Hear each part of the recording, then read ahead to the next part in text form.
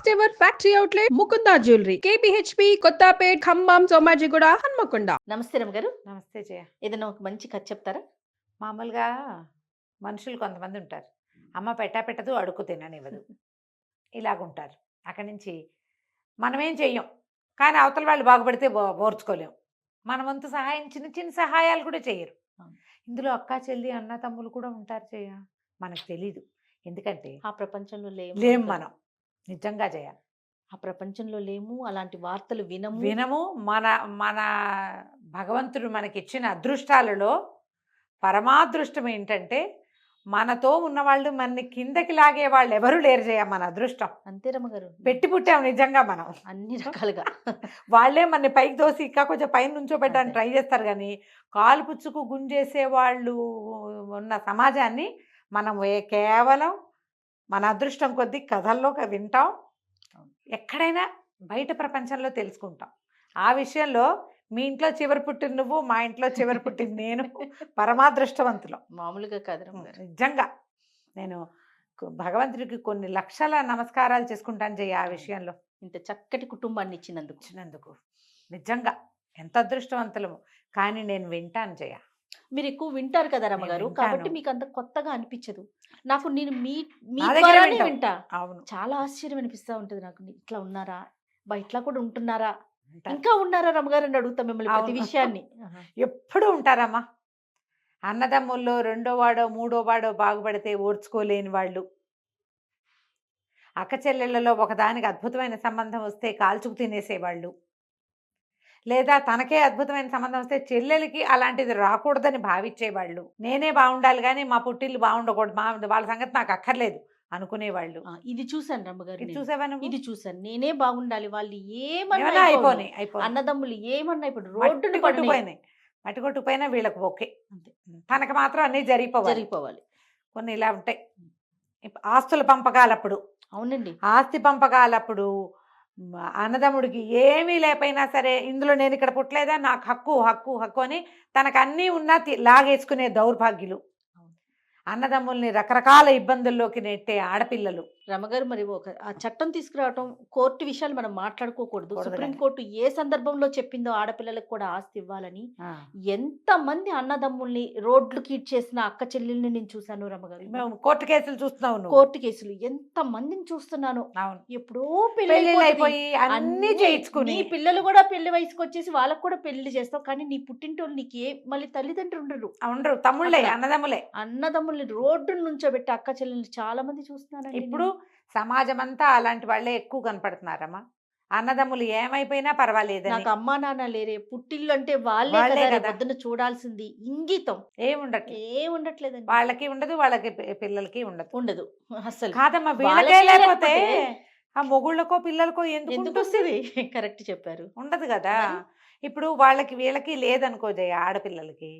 ఇప్పుడు అలాగూ ఉంది, ఏమీ లేని ఆడపిల్లలకి చచ్చినా ఏమీ ఇవ్వకూడదు అనుకునే దౌర్భాగ్యపు అన్నయ్యలు మనకు ఒక్కతే కదా తోబుట్టువు, దీన్ని చూసుకుందాం అది లేదు అని వాళ్ళు అనుకోరు, వాళ్ళ పెళ్ళాలు అనుకోరు.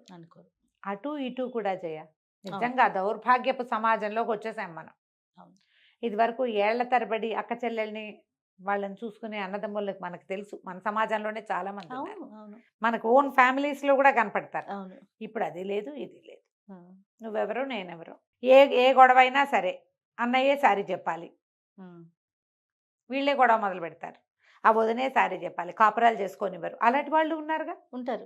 ఇది కాకుండా ఇప్పుడు మళ్ళీ ఆడపిల్లలు కొత్త వాళ్ళు ఎట్లా అయ్యారు, ఏదైనా మొగుడుతో ప్రాబ్లం వచ్చిందంటే అది ఉందిగా ఆ చట్టం, ఆ నెంబర్ చెప్పడం కూడా నాకు ఇష్టం ఉండదు జయ. నిజంగా ఆ చట్టాలు పెట్టి అమెరికాలో ఎప్పుడో తన పెళ్లి కంటే ముందే పెళ్ళైపోయి అమెరికాలో ఉన్న ఆడబడి పేరు కూడా రాయిస్తున్న దౌర్భాగ్యులు, అలాంటి దౌర్భాగ్యపు ఆడపిల్లలు అన్నీ ఉన్నాయి. సమాజంలో అన్ని రకాల సంబంధాలు సర్వనాశనం అయిపోయాయమ్మా, మానవత్వాలు పోయినాయి మనుషులు. అలాంటి ఒక కథ చెప్తాను చూడు. చెప్పండి అమ్మగారు. ఇద్దరు అక్క చెల్లి ఉండేవాళ్ళట ఒక పల్లెటూళ్ళలో, మీనాక్షి కామాక్షి. మీనాక్షికి మంచి కలిగిన సంబంధం చేశాడు తండ్రి, కొంత ఆస్తి కూడా ఇచ్చాడు. కామాక్షి పెళ్లి నాటికి అక్క చెల్లికి ఒక 9 ఏళ్ళో 8 ఏళ్ళో 10 ఏళ్ళో వారుంది. కామాక్షి పెళ్లి నాటికి కాటకం వచ్చి వీళ్ళ పొలాలన్నీ బీడు భూములు అయిపోయినాయి. ఆ అమ్మాయికి పెళ్లి చేయటమే కష్టమయ్యి తండ్రి ఏదో నిరుపేద ఒక మగపిల్లాడు ఒకడు దొరికాడు చాలే అని కామాక్షికి ఇచ్చి పెళ్లి చేసేసాడు. మీనాక్షి పెళ్ళికి వచ్చింది, చూసి వెళ్ళిపోయింది అంతే. చెల్లెలకి ఏమైనా తీసి పెడదాం అనుకోవాలి. ఈ కామాక్షికి 4 5 పిల్లలు పుట్టారు. దరిద్రమైన పిల్ల, ఆ కాలంలో పిల్లల్ని ఆపుకోవటం ఉండేది కాదు. మీనాక్షి బాగా పెరిగింది సంపాదన. ఎప్పుడైనా ఆ ఊళ్ళ వైపు వచ్చినప్పుడు చెల్లెల్ని ఏమిటో ఈ దిక్కుమాల ఇంట్లో ఉన్నావు, ఇలా ఎందుకున్నావని ఏదో తిట్టేది. ఏమైనా తెచ్చి పెట్టడము, పెద్దమ్మ వస్తుంది అంటే పిల్లలకి ఏదైనా తెస్తుందని పెడుతుందని ఆ ఆశ ఏం లేదు. ఆవిడకి బలహీనంగా ఉండి ఆహారం సరిగ్గా చాలని ఆడపిల్లల్ని చూస్తే నచ్చేది కాదు. కొన్నాళ్ళు గడిచింది. వీళ్ళు నిరుపేదలు, ఎట్లా ఆగోట్లా ఏదో చిన్నది 10 రూపాయలు తెచ్చుకుని మొగుడు పెళ్ళాం పిల్లల్ని పోషించుకునేవాళ్ళు. ఈ మీనాక్షి ఒక కూతురికి పెళ్లి కుదిరితే ఆవిడకి పనికి సహాయం కావాలి.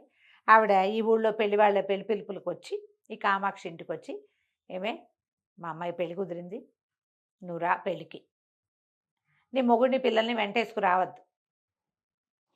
ఈ దౌర్భాగ్యం చూస్తే వాళ్ళంతా ఏమంటారో పెళ్లి వాళ్ళు మనకు తెలియదు, నాకు పని సహాయం కావాలి, నువ్వు రమ్మనేసరికల్లా సరే కామాక్షి సరేనంది. పిల్లలకి చెప్పి బయలుదేరితే పిల్లలు మేము వస్తాం పెళ్ళి ఎప్పుడు చూడలేదని అడిగితే వద్దు పెద్దమ్మ తన్నేస్తుంది మిమ్మల్ని అదని చూస్తే, ఉండండి ఏమైనా పెళ్ళికి పప్పలు ఉంటారు, బోల్డ్ రకాలు తినుబండారాలు ఏమైనా పట్టుకొస్తాను, 4 రోజులు ఉండి వస్తాను అని మొగుడికి పిల్లల్ని అప్పచెప్పి ఈ కామాక్షి వాళ్ళ ఇంటికి వెళ్ళి, అది పక్క ఊరు అనమాట. మధ్యలో కొంత అడవి ప్రాంతం ఉంది. ఎవరో కొంతమంది జనాలు వెళ్తుంటే వాళ్ళతో పాటు ఈ కామాక్షి బయలుదేరి మీనాక్షి వాళ్ళ ఊరు వెళ్ళింది. రాగానే అక్క ఇవి మైకి ఇల్లప్ప చెప్పింది. గిన్నెలు దోమటాలు, సామాన్లు సర్దటాలు, వాకిళ్ళు ఊడవటాలు, తినుబండారాలు, వంట వాళ్ళు తినుబండారాలు చేస్తుంటే అవన్నీ చక్కగా సర్దటాలు, పనులన్నీ చేయించింది. పెళ్లి వాళ్ళకి ఎవ్వరికి ఈ అమ్మాయిని చెల్లెలుగా పరిచయం చేయలే. పనిచేసే అమ్మాయి బోడంతమంది పని వాళ్ళు ఉన్నారు, ఇది కూడా ఇది ఇంట్లో మనిషి కాబట్టి అక్కయ్య వస్తువు కాబట్టి కొంచెం జాగ్రత్తగా చేస్తుంది. కాస్త ఏమైనా పని వాళ్ళని కేకలిస్తే లేచకపోతారు. చెల్లెలు ఎక్కడికి వెళ్తుంది, దీన్ని ఎన్ని తిట్లు తిట్టినా ఇది ఇక్కడే పడి ఉంటుంది. 4 రోజులు గడిచినాయి. మొదటి రోజు చేసినవి మిగిలినాయి, 2వ రోజు చేసినవి మిగిలినాయి, 3వ రోజువి మిగిలినాయి. 4వ రోజు ఆ మిగిలిపోయిన తినుబండారాలన్నీ ఓ పళ్ళెంలో ఒక మూట కట్టుకుని, అక్కయ్య పెళ్లి హడావిడంతా అయిపోయింది కదే, పిల్లల్ని చూసొస్తూ 4 రోజులైంది వదిలిపెట్టి ఇంటికి వెళ్తానంటే ఆ మూటలో ఏమున్నాయే అని అడిగింది మీనాక్షి. అడిగేసరికల్లా ఈ అమ్మాయి ఏమంది, ఇవాళ వంటకాలన్నీ సర్దేశాను, ఇవి 3 రోజుల నాటి వంటకాలు పాసిపోతాయి ఇంకా ఉంటే, అందుకని పిల్లలు తింటారని పట్టుకెళ్తున్నానంటే, ఆవిడేమంది, ఇంత దూరం మోసుకెళ్ళి ఈ పాసిపోయినవి నీ పిల్లలకి పెట్టాల్సిన పని ఏముంది, అయినా కుడుతొట్లో పడేస్తే గొడ్లకి తిండి కాదా అని నువ్వు చేతులు ఊగించుకుంటూ వెళ్ళొచ్చు అని చెప్పి కసిరేసి, అయినా నా ఇంట్లో వస్తువు నా గొడ్లకి వెళ్ళాలి కానీ నీ పిల్లలకి వెళ్తే ఎట్లా, పెళ్ళికి వచ్చావు పని చేసావు వెళ్ళు అంతే, 4 రోజులు ఇక్కడే కదా పడి తిన్నావు 4 పూట్ల, మీ ఇంట్లో ఉంటే 1 పూట తినేదాన్ని నువ్వు, మీ ఊళ్ళో ఉంటే ఏం తింటావు, గుప్పెడు మెతుకులు తింటే గొప్ప, గంజి తాగితే గొప్ప, 4 రోజులు షడ్రసోపేతంగా తిని నున్నబడ్డావు నువ్వు. పోయి ఆ సంచిలో ఉన్నవన్నీ కుడితొట్లో పోయని బలవంతంగా అక్క ఏం చేసింది, 2 తిట్లు తిట్టి ఒక తోపు దోసి ఆ మూటలో ఉన్నవన్నీ కుడితొట్లో పోయించేసింది. చెల్లెలు వెళ్తుంటే ఓ కొత్త బట్ట లేదు, ఓ పాత బట్ట లేదు, ఓ తినుబండారం లేదు, తాంబూలం లేదు. బయలుదేరి తీసేసింది. నేను పెళ్లి వాళ్ళ ఇంటికి వెళ్ళాలి, నువ్వు బయలుదేరు అని చెప్పి తను పెళ్లి వాళ్ళ ఇంటికి బండిలో వెళ్తూ కూడా ఊరు చివర పెండి మీద వదిలిపెట్టచ్చు కదా, వదిలిపెట్టచ్చు చెల్లెని నడిచిపోమని, దానికి బండి ఏం అలవాటు, వదిలేసింది. ఈ మీనాక్షి కామాక్షికి పిచ్చి దుఃఖం వచ్చింది. 4 రోజులు ఇక్కడ ఉన్నా కదా, తింటుంటే అన్నం కూడా పోలా నోట్లోకి, అయ్యో పిల్లలకి ఏం పెట్టలేదే, ఏం తింటున్నారు అని బెంగొచ్చింది. నానా చాకరీ చేశా, 4 పిండి వంటలు పిల్లలకి పట్టుకెళ్ళని ఇవ్వకూడదు, ఈ పని ఎవరింట్లోనో ఏ పెద్దవాళ్ళ ఇంట్లోనో చేస్తే వాళ్ళు ఇవ్వరు, 4 రూపాయలు చేతిలో పెట్టి 4 తినుబండారాలు ఇచ్చి ఏదైనా ఒక కొత్త గుడ్డ ఇచ్చి ముత్తైదువని బొట్టైనా పెట్టేవాళ్ళు, ఇది ఏమీ చేయలేదే నా బతుకు, చే దౌర్భాగ్యం బతుకు, దిక్మాల బతుకు చాలించేయాలి, నా వల్ల కాదు ఈ బతుకు బతకటం, ఈ నిరుపేద బతుకు బతకపోతే ఏమైంది, 4 పిల్లలు నాకు లోటు లేకుండా అని కళ్ళలో నీళ్లు గారుతూ నడిచి వెళ్తుంటే కాళ్ళ కింద ఏదో పడి, తీరా చూస్తే అది ఇంతలా ఇంత పొడుగున్న పాము. అమ్మాయి బాగా వంగి చూస్తే చచ్చిపోయిన పాము. ఏం చేసింది, ఈ పాముని పట్టుకెళ్ళి వండి పెట్టేస్తే పిల్లలు కూడా చచ్చిపోతారు నాతో పాటే అని చెప్పి ఆ పావుని అక్కడ ఏదో కొంచెం పదునుగా చెట్ల కొమ్మలేవో వస్తాయి, కొంచెం ఇంత కోసుగా ఉన్నది కనపడితే తలా తోక తరిగేసి దాని చేత్తో పుచ్చుకెళ్ళింది. ఈ సంచిలో అది పడేసుకెళ్ళింది. ముక్కలు ముక్కలుగా కట్ చేసేసింది పావుని. ముక్కలు సంచిలో పట్టుకెళ్ళి పడేసి ఇంటికి తీసుకుపోయింది. పిల్లలందరూ వచ్చారు, అమ్మ అమ్మ ఏం తెచ్చావే అంటే పెద్దమ్మ చేప ముక్కలు ఇచ్చింది, పులుసు వండి పెడతాను అంటే మొగుడు బియ్యం ఉన్నాయి అన్నం వండుతాను అన్నాడు. ఓ పొయ్యి మీద బియ్యం పెట్టి బియ్యం పక్కన పెట్టి ఈ చేప ఇవి ఉన్నాయిగా పావు ముక్కలు, ఈ పావు ముక్కలన్నీ ఓ కుండలో పడేసి కాస్త నీళ్లు పోసి వచ్చి అంత చింతపండు పడేసి పొయ్యి మీద ఎక్కించి వెతికితే కాస్త ఉప్పు పసుపు ఉన్నాయి ఇంట్లో. అంత చారెడు ఉప్పు వేసింది, ఉప్పు కాస్త పసుపు వేసింది, కారం లేదు. దౌర్భాగ్యం బతుకు, కారానికి కూడా ముష్టికెళ్లాల్సిందే మనమని రేపు పులుసు వేసి చూస్తూ ఉండు, నేను అవతలింటికి ఎక్కడికైనా వెళ్ళి కాస్త కారం అరువు తీసుకొస్తాను అని చెప్పి మొగుడిని పులుసు ముక్కలు కదపమని పొయ్యి దగ్గర వెళ్ళింది.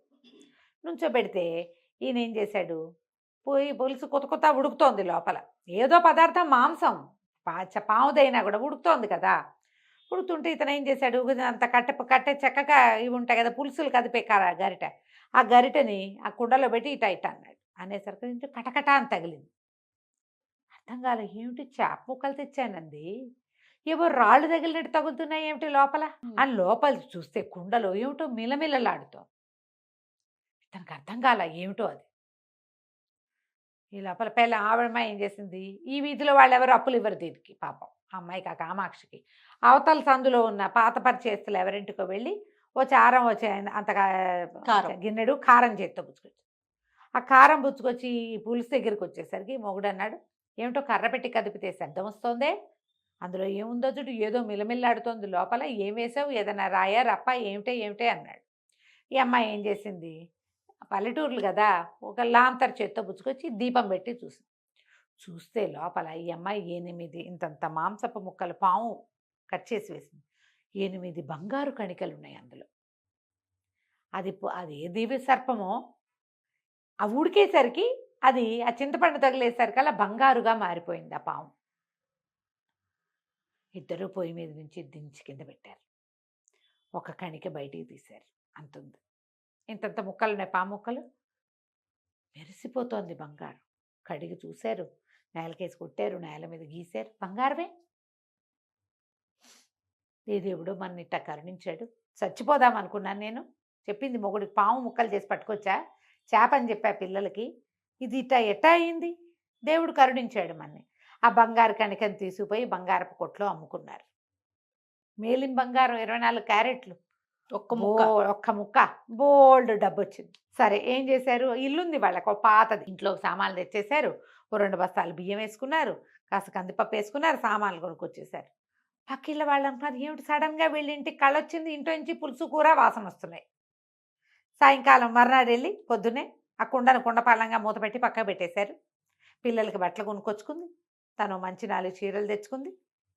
చుట్టుపక్కల వాళ్ళందరూ ఏమనుకున్నారు, అక్కయ్య కూతురు పెళ్ళికి వెళ్ళింది, అక్క ఏదో దీనికి సహాయం చేసింది, అందుకని వీళ్ళకి వడ్లు వచ్చినాయి, బియ్యం వచ్చినాయి, పప్పులు ఉప్పులు వచ్చినాయి, పిల్లలకి బట్టలు వచ్చినాయి, ఇల్లు వాకిలి శుభ్రంగా ఉన్నాయి. నీకు ఆహారం కడుపు నిండా వెళ్ళిందంటే ఇల్లు ఆటోమేటిక్గా కళ వచ్చేస్తుంది. అంతేగా, అన్నమే కదా ఇంటికి కళ. 2, 3, 4 రోజులు గడిచినాయి. ఊళ్ళో వాళ్ళు ఒకళ్ళుగా చెప్పుకోవటం మొదలుపెట్టారు. కామాక్షికి కలిసి వచ్చింది, వాళ్ళకి ఏదో డబ్బు సహాయం చేసింది. వీళ్ళు ఏం చేశారు, వారం గడిచేసరికల్లా ఇంటికి సున్నం వేసుకుందామని సున్నాలు వేసుకోవటం మొదలుపెట్టారు. డబ్బులున్నాయి మరి వాళ్ళ దగ్గర. ఎప్పుడైతే ఇంటికి సున్నం వేసిందో, ఈ ఊళ్ళో బండి వేసుకుని వెళ్ళిన ఒక పెద్ద మనిషి ఎవరో మీనాక్షికి చెప్పాడు, మీ చెల్లెలు ఇంటికి సున్నాలు వేసుకుంటుంది, నువ్వేదో ధన సహాయం చేశావు. ఆనంగానే లబలబలాడిపోయింది మీనాక్షి, నేను పావలా ఇవ్వలా, ఇది ఎట్టా వేసుకుంటోంది అంటే మా ఇంట్లో నుంచి ఏదో కొట్టేసింది అనమాట. ఇల్లంతా వెతుక్కుంది, ఏమీ కనపడలా, అన్ని వస్తువులు మన దగ్గరే ఉన్నాయి, కానీ చెల్లెలకు కలిసి వచ్చింది అంటే అది నాదే.